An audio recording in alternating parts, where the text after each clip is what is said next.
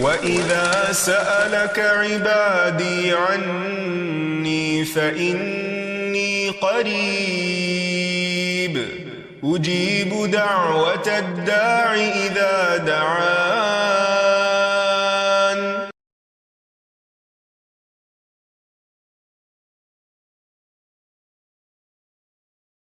نحمده ونصلي على رسوله الكريم اما بعد فاعوذ بالله من الشيطان الرجيم بسم الله الرحمن الرحيم رب اشرح لي صدري ويسر لي امري واحلل عقدة من لساني يفقهوا قولي. السلام علیکم ورحمۃ اللہ وبرکاتہ. ناظرین، پروگرام دعا کیجیے کے ساتھ آپ کی خدمت میں حاضر ہیں. آج ہم انشاءاللہ بری موت سے بچنے کی دعاؤں کے موضوع پر آپ سے گفتگو کریں گے. موت ایک حقیقت ہے، اٹل حقیقت، جس سے کسی کو بھی فرار نہیں. اللہ تعالیٰ فرماتے ہیں قُلْ لَن يَنْفَعَكُمُ الْفِرَارُ إِنْ فَرَرْتُم مِّنَ الْمَوْتِ. آپ کہہ دیجئے کہ تمہیں موت سے بھاگنا، موت سے فرار ہرگز فائدہ نہ دے گا اگر تم بھاگنا بھی چاہو. کوئی انسان کہیں پر بھی چلا جائے، موت اس کے پیچھے پیچھے ہے. اور موت انسانی زندگی کے خاتمے کا نام ہے، اور پھر جیسا خاتمہ ہوگا، جیسا انجام ہوگا، ویسا ہی انسان دوبارہ اٹھے گا. اس لیے بہت ضروری ہے کہ انسان اس بات کا حریص ہو کہ اس کا انجام اچھا ہو، ایمان پر ہو، ایمان کی سلامتی کے ساتھ ہو، اور دنیا میں سے جب وہ جائے تو ایک اچھی زندگی اور ایک اچھے اعمال نامے کے ساتھ اور اچھی یادیں لے کر جائے، اور بعد والوں کے لیے بھی اچھا ذکر خیر چھوڑ کر جائے. اس لیے بہت ضروری ہے کہ ہم وہ دعائیں بھی جانیں اور عملی طریقے بھی کہ جن سے ہمارا خاتمہ اچھا ہو. سب سے پہلے یہ ہے کہ انسان جب دعا مانگتا ہے تو اللہ سبحانہ وتعالیٰ اس کی دعا سنتے ہیں، اور یقین کے ساتھ مانگنا چاہیے. جیسے کہ بدر کے میدان میں اہل ایمان نے دعائیں کی تھیں تو اللہ سبحانہ وتعالیٰ نے ان کی فریادیں سن لی. قرآن مجید میں آتا ہے اذ تستغیثون ربکم فاستجاب لکم انی ممدکم بألف من الملائکۃ مردفین. جب تم اپنے رب سے مدد مانگ رہے تھے تو اس نے تمہاری دعا قبول کر لی. یعنی تم مانگ رہے تھے تو اللہ تعالیٰ نے تمہیں عطا کر دیا کہ بے شک میں 1000 فرشتوں کے ساتھ تمہاری مدد کرنے والا ہوں جو ایک دوسرے کے پیچھے آنے والے ہیں. تو اسی طرح اگر اللہ تعالیٰ ان کی دعائیں سن سکتا ہے تو وہ ہماری بھی سنتا ہے. ہمیں دعا مانگتے وقت قبولیت کا یقین ہونا چاہیے کہ ہمارا رب ہر چیز پر قدرت رکھتا ہے. ان اللہ علی کل شیء قدیر. اس لیے مجھے اس سے مانگنا ہے. تو مانگنے کی چیزوں میں صرف دنیا کی بھلائیاں نہیں، دنیا سے جانے کے وقت کی بھلائی یعنی موت کے وقت کی بھلائی اور اس کے بعد کی زندگی کی بھلائی بھی مانگنی چاہیے. ربنا آتنا فی الدنیا حسنۃ وفی الآخرۃ حسنۃ وقنا عذاب النار. کہ اے اللہ ہمیں دنیا میں بھی بھلائی عطا فرما اور آخرت میں بھی بھلائی عطا فرما اور ہمیں آگ کے عذاب سے بچا. پھر یہ ہے کہ اللہ سبحانہ تعالیٰ کی ان الفاظ میں تعریف کی جا سکتی ہے سبوح قدوس رب الملائکۃ والروح، کہ اللہ تعالیٰ منزہ اور پاک ذات ہے جو فرشتوں اور جبریل کا رب ہے. پھر رب العرش العظیم ہے، ساری خیر اور بھلائی اس کے ہاتھ میں ہے. تو اللہ تعالیٰ کی تعریف اور اللہ تعالیٰ کے ناموں کا ذکر کر کے اور اللہ تعالیٰ کو یاد کر کے پھر اس کے بعد نبی صلی اللہ علیہ وسلم پر درود شریف پڑھ کر دعا مانگنی چاہیے. اور جہاں تک موت کا تعلق ہے تو موت ایک اٹل حقیقت ہے، اور ہر انسان ہر روز اپنی زندگی کا سفر طے کرتے ہوئے بالآخر موت سے جا ملنے والا ہے. زندگی کا گزرتا ہوا ہر لمحہ اسے دنیا سے دور اور آخرت سے قریب کر رہا ہے. قرآن مجید میں اللہ تعالیٰ فرماتے ہیں یا ایھا الانسان انک کادح الی ربک کدحا فملاقیہ. اے انسان، بے شک تو مشقت کرتے کرتے اپنے رب کی طرف جانے والا ہے، سخت مشقت، پھر اس سے ملنے والا ہے. یعنی دنیا کی زندگی کو پھولوں کی سیج نہیں، یہاں بھی انسان ہر روز اس دنیا کے جھمیلوں سے نبٹنے کے لیے محنت کرتا ہے. اور پھر مشقت کرنے سے مراد اس کے بڑھاپے کی مشقت بھی ہو سکتی ہے، بیماری کی مشقت بھی ہو سکتی ہے. ان سارے مشکلات کو پار کرتے ہوئے بالآخر انجام تو موت ہی ہے. اسی طرح ایک اور جگہ پر آتا ہے قل ان الموت الذي تفرون منه فإنه ملاقيكم، کہہ دیجئے بلا شبہ وہ موت جس سے تم بھاگتے ہو وہ تم سے خود آ ملنے والی. یعنی کوئی بھی انسان مرنا نہیں چاہتا، لیکن موت سے بچنے کے لیے وہ جو بھی راستہ اختیار کرے گا اس راستے پر موت ملاقات کرے گی. اس لیے انسان بچ سکتا نہیں. ایک اور جگہ پر آتا ہے قُلْ يَتَوَفَّاكُمْ مَلَكُ الْمَوْتِ الَّذِي وُكِّلَ بِكُمْ ثُمَّ إِلَىٰ رَبِّكُمْ تُرْجَعُونَ. آپ ان سے کہہ دیجئے کہ موت کا فرشتہ جو تم پر مقرر ہے تمہاری روح قبض کر لے گا، پھر تم اپنے پروردگار کی طرف لوٹائے جاؤ گے. موت سے بچنے والا کوئی بھی نہیں. کل نفس ذائقۃ الموت، ہر جان کو موت کا مزہ چکھنا ہے. اینما تکونوا یدرککم الموت ولو کنتم فی بروج مشیدہ، جہاں کہیں بھی تم ہوگے موت تمہیں آ لے گی، خواہ تم مضبوط قلعوں میں ہی کیوں نہ بند ہو جاؤ. پھر اسی طرح یاد رکھیے کہ موت نے تو کسی کو بھی نہیں چھوڑا، نہ عام انسانوں کو اور نہ اللہ کے مقرب اور محبوب بندوں کو. حدیث میں آتا ہے، مسند احمد کی روایت ہے، حضرت انس سے مروی ہے کہ جب رسول اللہ صلی اللہ علیہ وسلم پر موت کی شدت طاری ہوئی تو فاطمہ رضی اللہ عنہا آپ کی اس کیفیت کو دیکھ کر کہنے لگی ہائے تکلیف. رسول اللہ صلی اللہ علیہ وسلم نے اس پر فرمایا اے میری بیٹی، تمہارے باپ پر جو کیفیت طاری ہو رہی ہے قیامت کے دن تک آنے والے کسی انسان کو اللہ اس سے چھوڑنے والا نہیں. یعنی ہر مرنے والا انسان اسی تکلیف سے گزر کر جائے گا. اس لیے انسان کو موت کو ہمیشہ یاد رکھنا چاہیے. نبی صلی اللہ علیہ وسلم نے فرمایا لذتوں کو توڑنے والی چیز موت کا ذکر کثرت سے کیا کرو، یعنی بھول نہ جاؤ اس کو، کیونکہ اس سے ملاقات تو کرنی ہی ہے. آپ صلی اللہ علیہ وسلم نے یہ بھی فرمایا کہ اپنی نماز میں موت کو یاد کرو، کیونکہ جب آدمی نماز میں موت کو یاد کرتا ہے تو ممکن ہے کہ وہ اپنی نماز کو اچھے طریقے سے ادا کرے اور اس آدمی کی طرح نماز پڑھو جسے اس موقع کے بعد نماز پڑھنے کا گمان نہیں ہوتا. یعنی یوں سمجھو کہ یہ تمہاری آخری نماز ہے، اور ایک دن تو آخری ہوگی ہی. اس لیے انسان نماز کو بہتر بنانے کے لیے بھی اپنی موت کو یاد رکھے. تو اس سے یہ پتہ چلتا ہے کہ موت تو بہرحال آنی ہی آنی ہے، لیکن موت اچھی کیسے ہو اور بری موت سے کس طرح بچا جائے. تو سب سے پہلے تو ہم یہ دیکھیں گے کہ بری موت کے اسباب کیا ہیں، وہ کیا کام ہیں جن کی وجہ سے انسان کو بری موت کا سامنا کرنا پڑے گا. سب سے پہلی بات اللہ کا انکار، اللہ سے کفر کرنا. قرآن مجید میں آتا ہے وَلَوْ تَرَى إِذْ يَتَوَفَّى الَّذِينَ كَفَرُوا الْمَلَائِكَةُ يَضْرِبُونَ وُجُوهَهُمْ وَأَدْبَارَهُمْ وَذُوقُوا عَذَابَ الْحَرِيقِ. کاش آپ اس حالت کو دیکھتے جب فرشتے کافروں کی روحیں قبض کر رہے تھے تو ان کے چہرے اور ان کی پشتوں پر ضربے لگاتے تھے اور کہتے تھے کہ اب جلانے والے عذاب کا مزہ چکھو. یعنی کفر کی حالت میں جب انسان مرتا ہے تو موت کے فرشتے آ کر مرنے والے کی پٹائی کرتے ہیں اور اس کو مارتے ہیں. حدیث میں آتا ہے کہ جب کوئی کافر شخص دنیا سے رخصتی اور سفر آخرت کے قریب ہوتا ہے تو اس کے پاس آسمان سے سیاہ چہروں والے فرشتے اتر کر آتے ہیں جن کے پاس ٹاٹ ہوتے ہیں، یعنی بوری ہوتی ہے، اور وہ حد نگاہ بیٹھ جاتے ہیں. پھر ملک الموت اس کے سرہانے بیٹھ جاتے ہیں اور اس سے کہتے ہیں کہ اے نفس خبیثہ، اللہ کی ناراضگی اور غصے کی طرف چل. یہ سن کر اس کی روح جسم میں دوڑنے لگتی ہے اور ملک الموت اسے جسم سے اس طرح کھینچتے ہیں جیسے گیلی اون سے سیخ کھینچی جاتی ہے اور اسے پکڑ لیتے ہیں. فرشتے ایک پلک جھپکنے کی مقدار میں بھی اسے ہاتھ سے نہیں چھوڑتے اور ٹاٹ میں لپیٹ لیتے ہیں.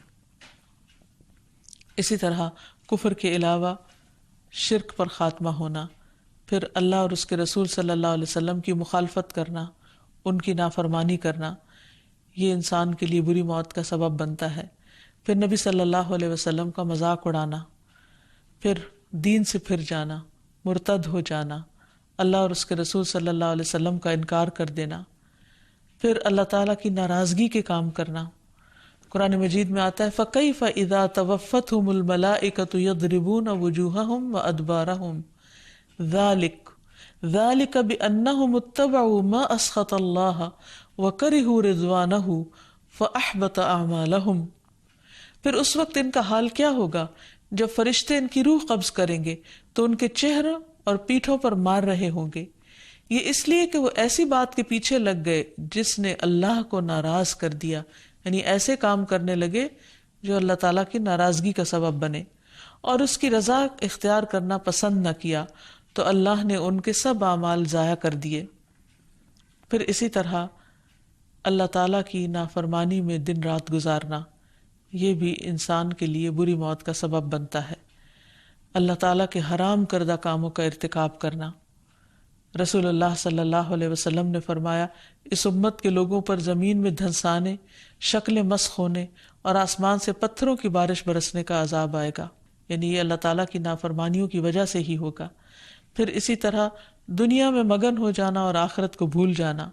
نبی صلی اللہ علیہ وسلم نے فرمایا جو اپنے غموں کو ایک ہی غم بنا لے اور وہ آخرت کا غم ہو تو اللہ تعالیٰ دنیا کے غموں سے اسے کفایت کرے گا، اور جس کو پریشانیاں ادھر ادھر بھٹکا کر لے جائیں اللہ تعالیٰ اس کی پرواہ نہیں کرے گا کہ دنیا کی کس وادی میں ہلاک ہوتا ہے.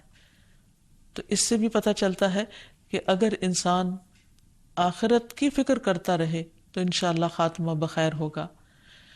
پھر اسی طرح بے صبری کرتے ہوئے خودکشی کر لینا. خودکشی کسی بھی طریقے سے کی جائے وہ بری موت ہے. رسول اللہ صلی اللہ علیہ وسلم نے فرمایا پہلے زمانے میں ایک شخص کے ہاتھ میں زخم ہو گیا تھا اور اسے اس سے بڑی تکلیف تھی، آخر اس نے چھری سے اپنا ہاتھ کاٹ لیا. نتیجہ یہ ہوا کہ خون زیادہ بہہ گیا اور وہ اسی سے مر گیا. تو اللہ تعالیٰ نے فرمایا کہ میرے بندے نے خود میرے پاس آنے میں جلدی کی، اس لیے میں نے بھی جنت کو اس کے لیے حرام کر دیا.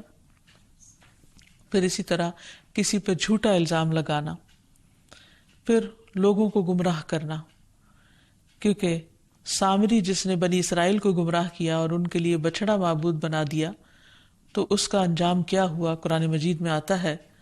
موسیٰ علیہ السلام نے سامری کی طرف متوجہ ہو کر کہا بتاؤ سامری تمہارا کیا معاملہ ہے؟ سامری نے کہا کہ میں نے وہ چیز دیکھی جو دوسروں کو نظر نہ آئی، میں نے رسول کے نقش قدم سے ایک مٹھی اٹھا لی، پھر اسے بچڑے کے جسم میں ڈال دیا، میرے نفس نے مجھے ایسا ہی سمجھایا تھا. موسیٰ علیہ السلام نے کہا جاؤ تمہارے لیے زندگی بھر یہ سزا ہے کہ دوسروں سے کہتے رہو گے کہ مجھے نہ چھونا، اور تمہارے لیے عذاب کا ایک وقت ہے جو تجھ سے کبھی ٹل نہیں سکتا، یعنی موت کی طرف اشارہ ہے کہ تمہارا انجام بہت برا ہوگا. اسی طرح کچھ کام ایسے بھی ہیں کہ جن کے کرنے سے انسان کا خاتمہ بالخیر ہوتا ہے، ایمان پر ہوتا ہے، اچھا انجام ہوتا ہے، جس میں سب سے پہلی چیز توحید پر خاتمہ ہونا، یعنی مرتے وقت لا الہ الا اللہ نصیب ہونا. معاذ بن جبل کہتے ہیں کہ رسول اللہ صلی اللہ علیہ وسلم نے فرمایا جس کا آخری کلام لا الہ الا اللہ ہوگا وہ جنت میں داخل ہوگا. پھر اسی طرح ایمان کی حالت میں مرنا. اللہ تعالیٰ فرماتے ہیں یا ایھا الذین آمنوا اتقوا اللہ حق تقاتہ ولا تموتن الا وانتم مسلمون. اے ایمان والو اللہ سے ایسے ڈرو جیسے ڈرنے کا حق ہے، اور تمہیں موت نہیں آنی چاہیے مگر اس حال میں کہ تم مسلمان ہو، یعنی فرما بردار ہو. تو جو موت اللہ کی اطاعت کے کام میں، نیکی کے کام میں آتی ہے وہ اچھی موت ہوتی ہے. پھر اسی طرح یہ ہے کہ اللہ تعالیٰ کا تقوی اختیار کرنا، اللہ کا ڈر ہونا، اللہ سے محبت ہونا. اللہ تعالیٰ فرماتے ہیں کہ من یتق اللہ یجعل لہ مخرجا، جو اللہ سے ڈرے گا وہ اس کے لیے ہر چیز میں سے نکلنے کا ایک راستہ بنا دے گا، یعنی اس کی مشکلیں آسان کر دے گا. پھر اسی طرح طیب حالت میں فوت ہونا، پاکیزگی کی حالت میں فوت ہونا، ظاہری اور باطنی نجاستوں سے بچتے ہوئے. سورۃ النحل میں فرمایا الذین تتوفاہم الملائکۃ طیبین یقولون سلام علیکم ادخلوا الجنۃ بما کنتم تعملون. وہ لوگ جو پاک سیرت ہوتے ہیں، فرشتے جب ان کی روح قبض کرنے آتے ہیں تو کہتے ہیں تم پر سلام ہو، جو تم اچھے عمل کرتے رہے اس کے صلے میں جنت میں داخل ہو جاؤ. گویا موت کے وقت انہیں جنت کی خوشخبری دے دی جاتی ہے. پھر اسی طرح اللہ کے راستے میں استقامت اختیار کرنا، اچھے اچھے کاموں پر جمے رہنا، یعنی ایک دن کر کے اور دوسرے دن چھوڑ نہیں دینا.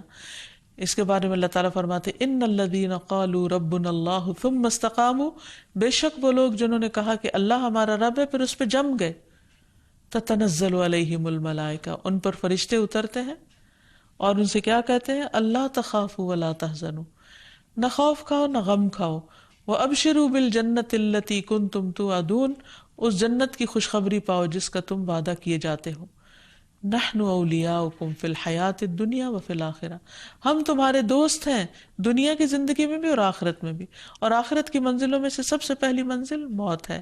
تو گویا اس وقت جو فرشتے آئیں گے وہ ان کے دوست ہوں گے اور اچھی شکل میں آئیں گے، جیسے کہ حدیث میں اس کی تفسیر ملتی ہے، بندہ مومن جب دنیا سے رخصت ہوتا ہے اور آخرت کی طرف جا رہا ہوتا ہے تو اس کی طرف آسمان سے روشن چہروں والے فرشتے آتے ہیں، اور گویا کہ ان کے چہرے سورج کی طرح ہوں، ان کے پاس جنت کا کفن اور جنت کی حنوت ہوتی ہے، یعنی خوشبو ہوتی ہے، اور پھر ملک الموت اس کے سرہانے بیٹھ کے کہتے ہیں اے نفس مطمئنہ، اپنے رب کی مغفرت اور خوشنودی کی طرف چلو، چنانچہ اس کی روح اس طرح بہہ کر نکل جاتی ہے جیسے مشکیزے کے منہ سے پانی کا قطرہ بہہ کے نکل جاتا ہے، یعنی آسانی سے اس کی موت آتی ہے۔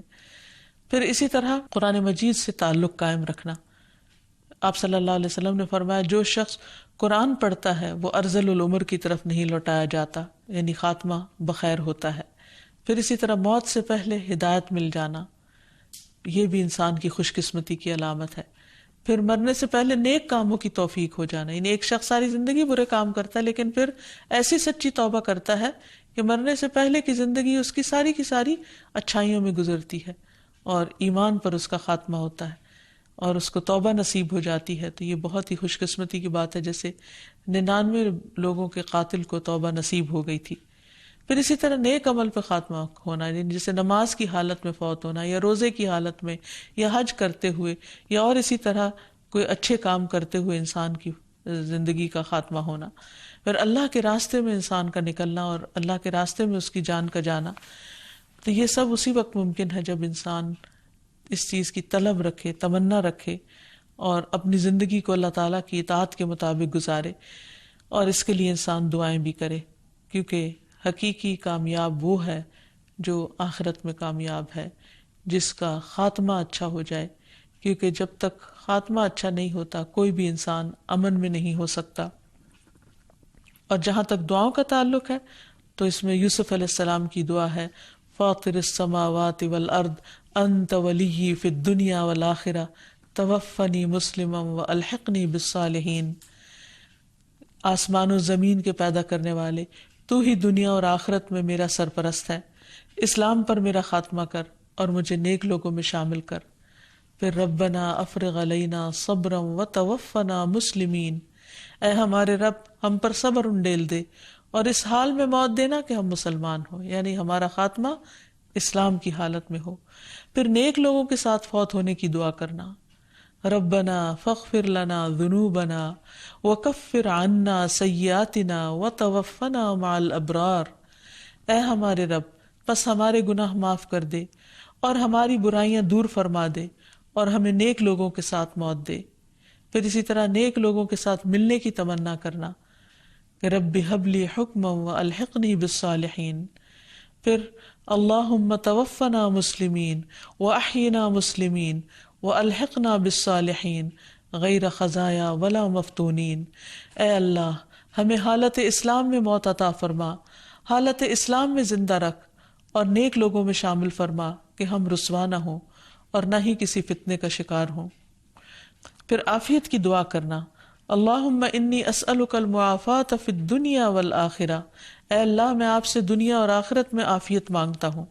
پھر موت کے وقت راحت کی دعا کرنا، رسول اللہ صلی اللہ علیہ وسلم یہ دعا مانگا کرتے تھے، اللہم اصلح لی دینی الذی هو عصمت امری واصلح لی دنیای التی فیہا معاشی واصلح لی آخرتی التی فیہا معادی واجعل الحیاۃ زیادۃ لی فی کل خیر واجعل الموت راحۃ لی من کل شر، اے اللہ میرے دین کو درست فرما جو میرے تمام معاملات کا محافظ ہے، میری دنیا کو درست فرما جس میں میرا معاش ہے، میری آخرت کو درست فرما جس میں میرا لوٹنا ہے، میری زندگی کو ہر بھلائی میں میرے لیے زیادتی کا باعث بنا دے اور موت کو میرے لیے ہر شر سے راحت کا ذریعہ بنا دے۔ اور پھر یہ کہ رسول اللہ صلی اللہ علیہ وسلم نماز کے آخر میں یہ دعا بھی پڑھا کرتے تھے سلام سے پہلے، اللہم انی اعوذ بک من الجبن واعوذ بک من ان ارد الی ارذل العمر واعوذ بک من فتنۃ الدنیا واعوذ بک من عذاب القبر۔ اے اللہ میں تیری پناہ مانگتا ہوں بزدلی سے، اور میں تیری پناہ مانگتا ہوں اس سے کہ میں رذیل عمر یعنی بڑھاپے میں پہنچا دیا جاؤں، اور میں تیری پناہ مانگتا ہوں دنیا کی آزمائش سے، اور میں تیری پناہ مانگتا ہوں عذاب قبر سے۔ اسی طرح رسول اللہ صلی اللہ علیہ وسلم موت کے وقت شیطان کے غلبے اور شیطان کے بہکاوے سے بھی پناہ مانگا کرتے تھے۔ دعا ہے، اللہم انی اعوذ بک من الہدم واعوذ بک من التردی واعوذ بک من الغرق والحرق والہرم واعوذ بک ان یتخبطنی الشیطان عند الموت واعوذ بک ان اموت فی سبیلک مدبرا واعوذ بک ان اموت لدیغا۔ اے اللہ میں تیری پناہ چاہتا ہوں کہ کوئی مکان یا دیوار مجھ پہ آ گرے یا کسی بلند مقام سے گر پڑوں، اور میں تیری پناہ چاہتا ہوں غرق ہونے سے، جلنے یا ازہد بوڑھا ہو جانے سے۔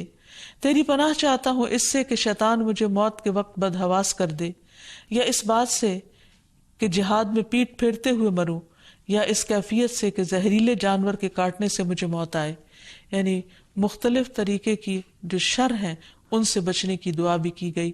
اللہ تعالیٰ سے دعا ہے کہ وہ ہمیں اچھی موت عطا کرے، کیونکہ موت ایسی چیز ہے جس سے کوئی بھی فرار حاصل نہیں کر سکتا، لہٰذا اس کا مقابلہ کرنے کے لیے انسان ہمیشہ اچھے اعمال کے ساتھ ساتھ اچھی دعائیں بھی کرتا رہے۔ وآخر دعوانا ان الحمد للہ رب العالمین۔ السلام علیکم ورحمۃ اللہ وبرکاتہ۔ ولم أكن بدعائك رب شقيا۔